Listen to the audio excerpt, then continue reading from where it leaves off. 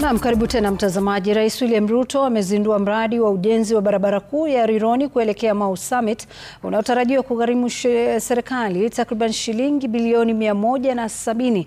Akizungumza wakati wa uzinduzi huo wa mradi, Rais Ruto alitoa hakikisho kwamba barabara hiyo itasuluhisha tatizo la msongamano wa magari, ajali za kila mara na kuimarisha biashara nchini na katika nchi jirani za Afrika Mashariki. Aidha, rais pia anatarajiwa kuanzisha rasmi ujenzi wa barabara ya kilomita 58 ya Rironi Mai Mahiu kwenda Naivasha. Sisi tukiwa hai kwa miaka 30 ijayo, Kenya hii itabadilika. Tutaondoa umaskini, tutahakikisha kwamba kuna nafasi ya ajira ya vijana wetu, tutakuza uchumi na tutakuwa na chakula ya kutosha, Kenya iweze kupiga hatua ya kwenda mbele.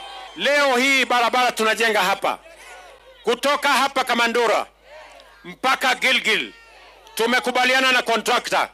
Hii barabara ndani ya miezi 6 itakuwa imekamilika kufika pale Gilgil.